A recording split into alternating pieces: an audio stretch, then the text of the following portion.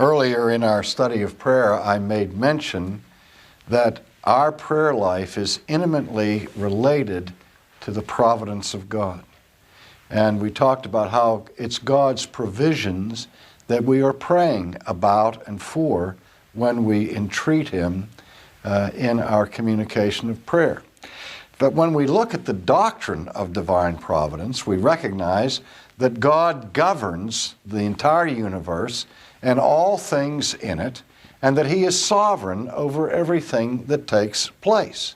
And as soon as we begin to wrestle with the sovereignty of God over His creation and really examine the fine points of the doctrine of providence, one of the first questions we encounter is, well, if God is sovereign, and if He ordains everything that comes to pass in some sense, what use is there in praying? Why should we pray at all? I get that question all the time. And of course, the simple answer, the easy answer, which doesn't satisfy too many people, is that God not only ordains the ends of the universe and of human history, but He also ordains the means to those ends. And just like He sovereignly has a plan of salvation that He is unfolding in history, part of the way in which He works out His plan of redemption is through the preaching of the Word. It's God who brings the increase to the preaching of the Word, but He uses that means for His end. And so therefore we have a responsibility in light of divine sovereignty and in light of His providence to be engaged in preaching. Well, the same thing can be said for prayer. God works in and through the prayers of His people. And so it's not that the New Testament says, well, God is sovereign, so you can just go back and put up your heels and take a nap and don't be engaged in preaching or in praying or in any activity. On the contrary, it's because God is sovereign that we get so excited about the whole role of prayer, because in His sovereignty, He has so designed His plan of salvation as to work through the prayers of His people. And that's why the Bible again and again encourages us, not only encourages us, but commands us to be actively involved in prayer. Well, then the question comes, well, do you mean then, R.C., that prayer changes God's mind? And I get that question a lot. Let's look at that. Does prayer change God's mind? And I said, well, if we ask the question in that manner, obviously, to ask that question is to answer it. I mean, the only answer I can give to it is not simply by saying, no, prayer doesn't change God's mind. The only real answer I can give to that question is, of course not. What could be further from your imagination than that your prayer or my prayer would have the power or the influence to change the mind of the Almighty? I mean, just think about that for just 2 minutes, and you will see that to ask the question is to answer it. Because what would have to happen for God to change His mind? What kind of a view of God do we have when we assume that God has worked out a plan, and He has His plan A, and He's about to implement this plan that grows out of His perfect knowledge, of His absolute wisdom, and His total righteousness and integrity? So He's utterly incapable of having an evil design, and He's incapable of having a foolish plan, isn't He? And so He has His plan A, and He's going to implement it, and then all of a sudden something He hasn't anticipated takes place. You begin to pray. And you say, well, God, could you please change this plan a little bit? I would prefer that you do it a different way. Have you considered this, and have you considered that? And suddenly you're God's guidance counselor. And you get Him to change His mind because you persuade Him that His first plan was not a good one. Or you give Him information that He lacked before you talk to him. Now think about it. What kind of a God do you have if you think that you have to inform him of the details of what's going on down here? Well, the scriptures tell us that the Lord knows what you need before you ask of it. And what's the conclusion? Therefore, you don't need to bother to ask. Isn't that amazing? That the Father, who knows everything about it, he knows every hair on your head, he knows every thought in your mind, every word that is going to, before it's even formed on your lips, he knows what you're going to say before you say it. There's nowhere that you can escape from his presence. He knows you inside and out. And he knows what you need, but he still says, come and tell me what you need. Now, beloved, when he does that, that is not for his benefit. It is not for his education. And it's not for his edification. Who's it for? The answer's obvious, isn't it? When he asks us to come and tell him what our concerns are and our needs, he's inviting us into the sacred presence of the Almighty in heaven itself and to say, come and talk to me. For our benefit. Because we walk away from that communication, from that experience of speaking our needs and our concerns before the Lord, encouraged and at peace because we have been with him in that discourse. But let's not flatter ourselves to the place where we think that our wisdom is greater than his wisdom, or that our knowledge is such that we can give him information that he didn't previously have. Well, again, when I give that kind of an answer to people, to the question, does prayer change God's mind? When I say, no, it doesn't change God's mind, because God's mind knew what you were going to pray before you prayed it. And that knowledge was factored in to his plan all along. Well, then you say, well, then again, that sounds like it's all programmed and there's no reason to pray. Well, let's ask the question another way. Not does prayer change the mind of God, but does prayer change things? Does prayer have any impact on what actually comes to pass? And the answer to that biblically is yes. And not just a simple yes, but a by all means. Let's take a moment at James' teaching on this subject in the 5th chapter of his book, beginning in verse 13. We read these words. Is anyone among you suffering? Let him pray. Is anyone cheerful? Let him sing psalms. Is anyone among you sick? Let him call for the elders of the church. Let them pray over him, anointing him with oil in the name of the Lord. And the prayer of faith will save the sick, and the Lord will raise him up. And if he has committed sins, he will be forgiven. Confess your trespasses to one another and pray for one another that you may be healed. The effective, fervent prayer of a righteous man avails much. Elijah was a man with a nature like ours. He prayed earnestly that it would not rain. And it didn't rain on the land for 3 years and 6 months. And he prayed again, and the heaven gave rain, and the earth produced its fruit.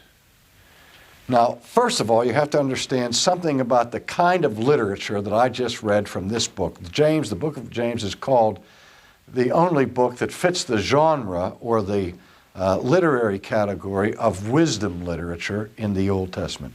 It's very Hebrew in its orientation. You don't get long, abstract, developed arguments in James. Rather, you get, for the most part, aphorisms, short, pithy statements that incorporate truths that are given without all the detailed qualifications that you might find in the didactic literature, for example, in the style of the Apostle Paul. So you have to be careful when you read this, because some read it and says, well, wait a minute, he says the prayer of faith will save the sick, the Lord will raise them up, as if this were an absolute promise to every inquiry. Well, we know in the New Testament that there were the prayers of the saints to which God said no. For example, by inference, we'll take a look at what happened when Peter was thrown into prison. And the disciples gathered together to pray fervently for Peter's rescue. Do you remember that event? And as they were praying, there's a knock at the door. And somebody goes to the door and opens the door and sees Peter standing there. And what happens? Closes the door in his face. Said, Peter's ghost is out there. I mean, God answers the prayer, and when the answer to prayer is right before their eyes, they still don't believe it. But there is where we see how the early church prayed for the release of Peter, and God answered that. But the same narrative tells us about the martyrdom of James. Are we to believe that the church, that the early leaders of the church didn't pray for James? We're told about, in Paul's epistles, of those who had been sick and had not been healed. Even Paul talked about how he had prayed several times for relief from the thorn of the flesh, whatever that was. And God's response to the apostle was what? My grace is sufficient for you. You see, sometimes God says no, even when we are sick. But at the same time, what James is encouraging is he's saying, hey, we understand that's a given that God doesn't always say yes, but don't miss out on the opportunity. Pray for the sick, pray for those who suffer, because God does answer those prayers. God does heal the sick. He does relieve our suffering. But it's not cast as an absolute guarantee. If that were the case, I mean, keep in mind that every Christian who lived in this world before, let's say, just to be on the safe side, 1880 has died. Because Christians die. Not just unbelievers, but Christians die. And when Christians get sick, there are always Christians that pray for Christians that get sick. And at some point, the Christians die. And that was true of every apostle in the New Testament. There is no absolute guarantee that Christians are going to escape suffering, pain, and disease, and so on. We know that. But nevertheless, we still are to be encouraged because there's a massive impact from that prayer that God does at times heal people and restore them, and also alleviates their suffering. Sometimes he says yes, sometimes he says no. Now, one of the things that's really misappropriated from this text is that James said it's the prayer of faith that will save the sick. And so we've had a whole theology emerge in the popular culture associated with so-called faith healing. So that if you are not rescued from your malady and delivered from your disease, then obviously the problem is you didn't have the faith. And if you have true faith, you'll never be sick, you'll always be cured, and so on. God always wills healing. You hear that kind of theology. You just have to name it and claim it, and so on. This is such a gross distortion of the total picture of what prayer is supposed to be and do in the Bible.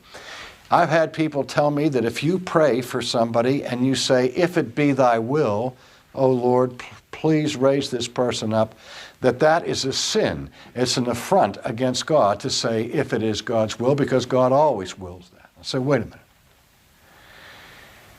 If it is a lack of faith to say, if it be thy will, what does that say about the posture of Christ's prayer in the Garden of Gethsemane? The greatest teacher we have on how to pray is Christ himself. And when he was faced with his great passion, his ultimate suffering, that none of us can imagine what it was like to have the cup of God's wrath set before him. We can't imagine that. And he, in agony, sweating beads of blood, is on his face before God in the Garden of Gethsemane, and he says, "O Lord, if it be thy will, let this cup pass from me." Was that an act of unbelief on Jesus' part? By no means. And he hastened to add, "Nevertheless, not my will, but your will be done," which is also mentioned by James, those two little words, Deo volente. Don't say that you're going to do such something next week or next month or next year without saying at the same time, Deo volente. God willing, I will see you next week. But God may not be willing. God may take me between now and then. Or God may put me on my back and incapacitate me so that the plans that I have prepared for next week will not come to pass. Because God doesn't will it. And you see, faithful prayer, true faith, what faith is in its essence is trust. And the prayer of faith is a prayer that trusts God for the outcome. Even if he says no. That's what Jesus teaches us in Gethsemane. Nevertheless, not my will, but thine be done. So that if you want me to take that cup, I'm going to trust you while I'm drinking the cup. That's the posture of Job. Though he slay me, yet will I trust him.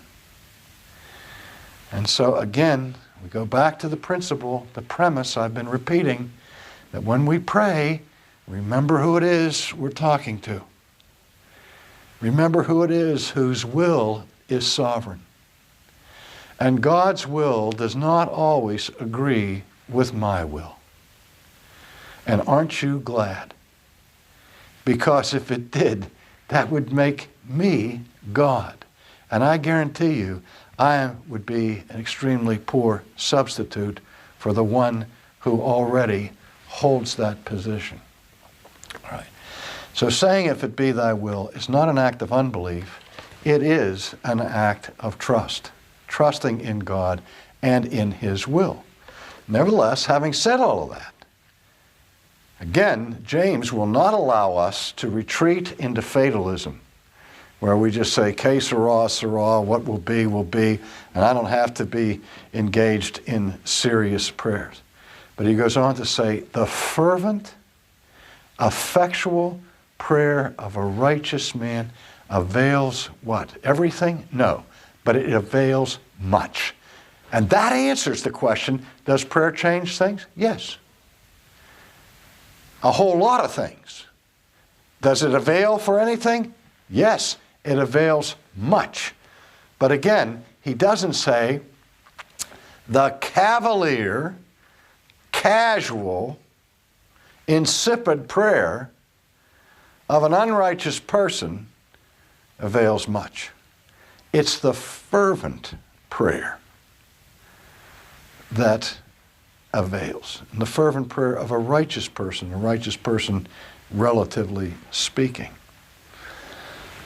So what about fervency?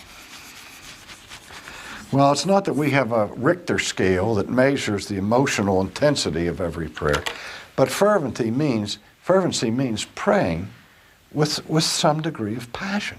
And that passion should be in proportionate relationship to the severity of the need and the seriousness of the thing. It's not that we just scream and yell and carry on in church on Sunday morning so that we can exhibit passion over who's going to win the football game that afternoon.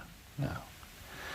Passionate prayer should be fitting serious and severe needs. Now we see another commentary on the significance of the fervency of prayer in the parable of the unjust judge, or sometimes called the parable of the importunate widow. You remember the story. Jesus says there was a judge in a certain city who regarded neither God nor man. And there was this poor woman who had been wronged, and she came to the gate seeking justice. But the judge had no time for her. He was too busy. He didn't want to be bothered with her. But she kept knocking at his door. She kept asking to be heard. She persisted in her prayer until finally he couldn't stand it anymore. And just to get her off his back, to get rid of this pest, he heard her case and delivered her. And what does Jesus say? What's the point of the parable? Jesus doesn't say, oh, okay, just like this woman pestered this corrupt judge until she finally got what she wanted, so you have to pester the unjust judge who rules heaven and earth until you can finally get a hearing. That's not his point.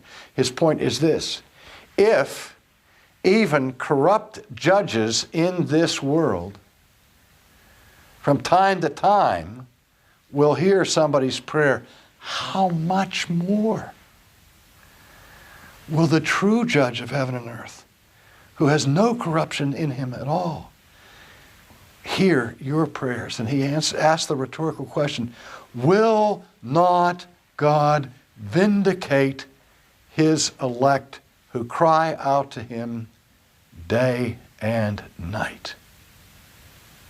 Again, Jesus is talking about the efficacy of prayer. In fact, at the beginning, we're told, and Jesus taught them a parable to the end, what? That men ought always to pray and not faint. That was the point of this parable. That's the point of this series, that we want to emphasize what Jesus taught in that parable, that we ought always to pray and not faint. And if we feel from time to time on the edge of fainting, if we feel like we're about to give up, the chances are we have been lax in our prayer, because there is a corollary between prayer and courage, prayer and hope. So the next time you're thinking of fainting, remember that the fervent, effectual prayer of a righteous person avails much. And it is a mandate, but again, it is one of the greatest privileges that God has given his people, that we can come to him where no one else cares and nobody else wants to listen. He cares and he will listen.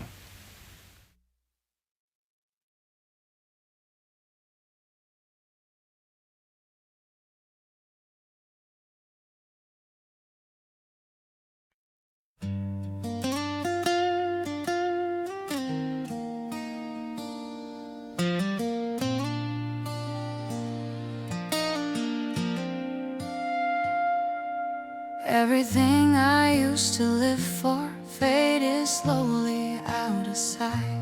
Now my days just circle around you like I'm lost without a light.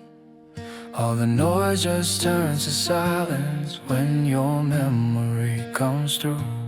And the world I once was chasing now feels small and shaped like you. My whole world is only you. Every thought keeps breaking through. You're so close inside my mind, but so far in real life. I can feel you everywhere, in the things we never shared. All this love I'm going through never reaches you.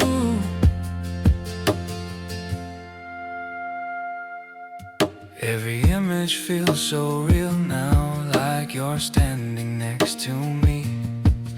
But the truth is in the silence you were never meant to see. My whole world is only you. Every thought keeps breaking through. You're so close inside my mind, but so far in real life. I can feel you everywhere, in the things we never shared. All this love I'm going through never reaches you.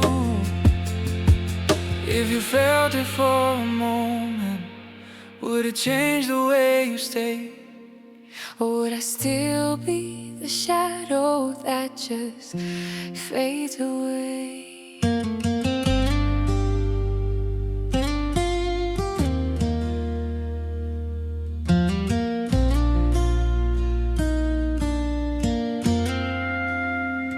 My whole world is only you, but your world's a different view.